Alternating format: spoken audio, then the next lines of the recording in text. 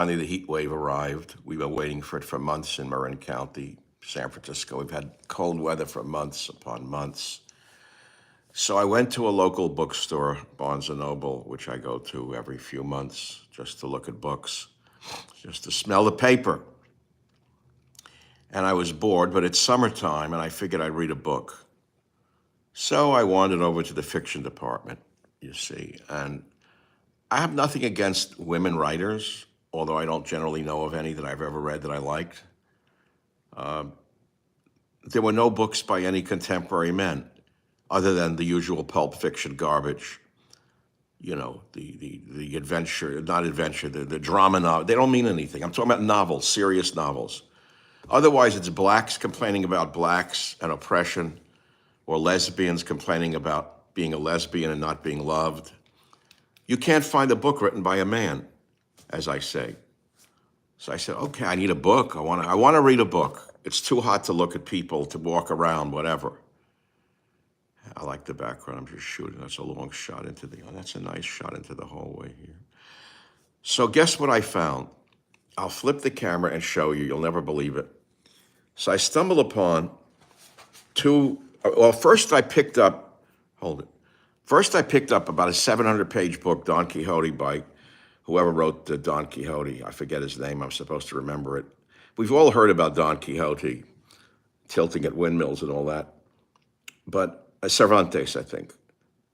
And I just started to read it. It was so out of reality for me. When he was born in the 1500s, I suppose a universal novel. I couldn't stand it. I mean, I put it down. I said, I'm not going to read 700 pages, number one. So I went over and I found these two slim volumes, The Fall by Albert Camus, and a companion book, Exile in the Kingdom by Albert Camus. Now, Albert Camus is not known these days. He was a big name in the 1950s when he won the Nobel Prize. I mean, these novels were written when, let's see, I got to find the year it was written, probably in the 50s, right? And I read them in the 60s in college.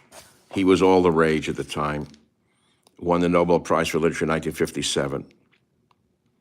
Now, I remember reading, not The Fall, I read The Plague, he wrote it in 48. So these are the books that I grew up on, were some of the existentialists like Camus and Sartre. I can't say I truly understood them, being a middle-class kid from Queens, but I read them, and I can't say I didn't understand them. I can't say I got pleasure out of reading them, and I can't say I got no pleasure out of reading them. I just read them. And now, here I am in a bookstore at this stage of my life, looking for a book to read, and every book, as I say, is either a black complaining about racism or a lesbian complaining about homophobia. And there are no new books by any young white men that I can read, or men at all, other than these smashy, smash you in the nose kind of novels, which I don't want to read. So, being bored on this hot summer day, I bought The Fall by Albert Camus and Exile After the Kingdom. Now, I leafed through The Fall to see if there was anything relevant in it. And what my eyes fell upon was him talking in a kind of offhanded way about picking up women and how it meant nothing to him and how he played the game. I thought it was cute. And men still do this, of course. They don't. They say they don't. Hence, I played the game. I knew they didn't like one to reveal one's purpose too quickly. First, there had to be conversation, fond attention, as they say. I wasn't worried about speeches, being a lawyer, nor about glances, having been an amateur actor during my military service. Anyway, you get the picture. So I read it with a certain degree of detachment and amusement. So he talks about picking up women and going, having sex with them and how he feels afterwards. I don't know where he's going with it, nor why it's part of this book, The Fall, nor what it has to do with anything. Mordant, brilliant, eloquently styled, The Fall is a novel of the conscience of modern man in the face of evil. In a seedy bar in Amsterdam, Clemens, an expat Frenchman, indulges in a calculated confession. You get it? Let me see it.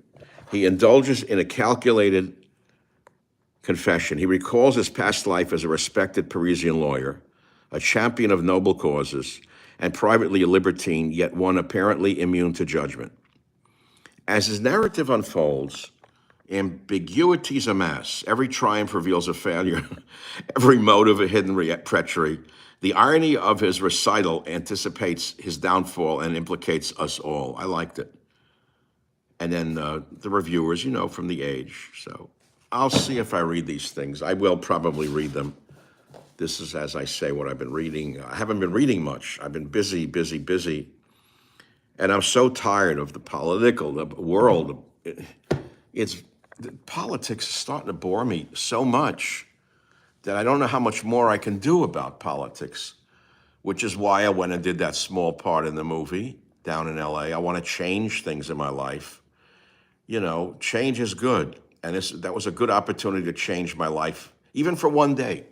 One day, that's enough. It's a big change for that one day. It'll stay with me forever, the whole experience. But there are other things that I may want to do. There's the spiritual, which bores people. Too preachy, I get it. Nobody wants to hear you telling them about God. That's for them to find on their own. And I'm averse to preaching to you about morality and God because I'm such a flawed person and I'm so not perfect that I don't want to be the guy who makes believe he's perfect when he isn't, okay? But on the other hand, I like to talk about the power of faith and the power of God because I know it's worked for me. And it doesn't mean I can't also enjoy picking up a novel by Camus on a hot summer's day and reading it, just for the heck of it. So here I sit trying to share with you that I was searching for a novel to read and couldn't find it. Maybe something out there I don't know about, but that's about it for today. And before I go, I'm going to show you some nice paintings in here. I'm going to show you some beautiful paintings. And one of these appeared in one of my books. It's an older house of mine. Here is a beautiful piece that was done, and it's called Sailboat in Distress. It's actually a masterpiece. And the thing I love about this, it's a match set. And it's a sailboat off the Farallon Islands, which I have boated around. It's the home of the great white shark. And the thing I like about this painting is the sense of tragedy that's about to befall everyone on that ship. The ship has been demasted, as you could see. The sails are broken. They've lost control of the ship. She's heading right for these rocks. And she's about to be totally broken up on the rocks. Somehow that appeals to me.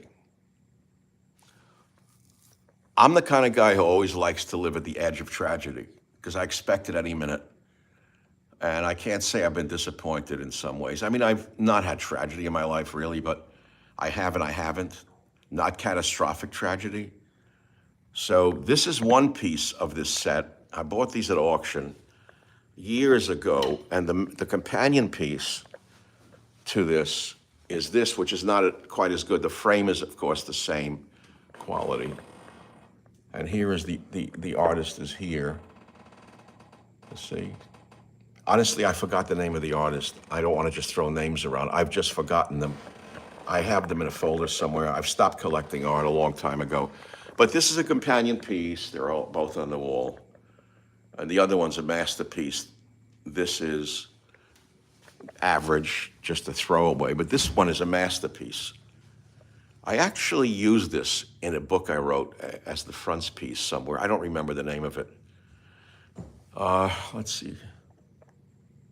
His name should be right in the corner. I swear I don't remember. Is this Denny? Is either Denny or his companion, California, maritime artist. So that's one thing that's worth showing you. I'm going to show you a few little art pieces here, then I'm going to go. It's just a summer afternoon. Here is something to show you about survival. These were bought at auction as well. I'm trying to get the chandelier light out of it. And what they are handmade tools by Inuits. Bought these at Bonham, God knows when. Look what these people made out of whale teeth, and look at this. You talk about survival. I've always been intrigued by survival. a group of Eskimo ivory artifacts. They're worth much more than that, but the worth doesn't matter. The dollar amount doesn't matter. I'm talking about fashioning survival tools out of the environment. And then over here is a piece that doesn't look very good, but it's very expensive and beautiful.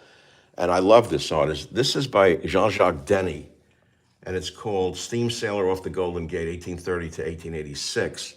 I paid far too much for it. It's very dark, but I loved it. Not just the frame, but I loved the gloominess of it.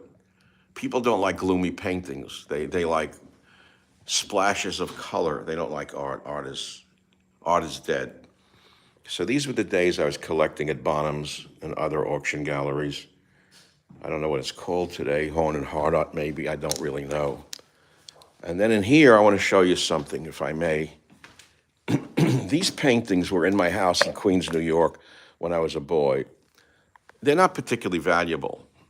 A Bit of All's Water by William Millar, a beautiful, probably, obviously English country scape. And over here is another matching piece, again, by the same artist. But over here we have the important part of this particular collection. God knows what I'm going to do with all of this, but these are New Britain, New Ireland, New Guinea, things that are so valuable, irreplaceable. This is not commercial art that you'd find in a gallery. These are actually spirit masks in most cases. If you look carefully, you can see the difference between this and a piece of commercial garbage. These are real spirit pieces. They're all, here's one I really like. They're really beautiful. I've lived with them for so long, particularly that tall guy from New Guinea. I had him, a shield from New Guinea that collected, and here's the father, the priest, the white priest, pink. I bought them at the same time. The little, you could see the priest, New Guinea, New Guinea, New Guinea. And the others, I couldn't tell you exact places. This is extremely rare, again from the highlands of New Guinea. And none of this exists anymore except in museums. But I used to collect this stuff when I was 1 and 20, etc. You could feel and see the persona. Look and feel and see the persona. This clock was again in my father and mother's house in Queens. And I always loved the way it sounded when it rang. I wish I could make it ring. It has a chime to it that is so beautiful. Let's see. It's unwound. I have to rewind it, but it's a beautiful Austrian clock. It runs. I just haven't wound it up in a while. I haven't been here. And I think that completes the art tour. There are others that are not that interesting. It's something that no one really likes. I liked it when I bought it. The water lilies, it's actually quite good. And especially these frames are very rare. It's a certain period that they made frames like these wooden frames. It's all lost today. No one cares about anything. Here's a ship model, a commercial ship model, that to me is the progenitor of the Grand Banks boats that I fell in love with and bought for years. I had 3 Grand Banks. But this is like an Ernest Hemingway style launch that you might have seen in Key Largo or something like that. Probably the 1930s, 40s, like that. And then the rest is kind of ordinary stuff that isn't worth your time. But I thought I would share with you some of, oh, and here there's some nice stuff. God, I haven't been here in a while. These are fish plates. These are beautiful. These are hand-painted fish plates. Nobody understands or collects any of this anymore. It's lost. It's 3-4 generations, and they're gone. The whole world of art and craftsmanship is dead. I'm lucky I grew up where I grew up loving this stuff. You see this common plate? It's actually a Ming Dynasty plate. I know it means nothing to you. It looks like a piece of junk from a Chinese restaurant, but it's a 16th century plate. Oh, this is 1800, not Ming. It's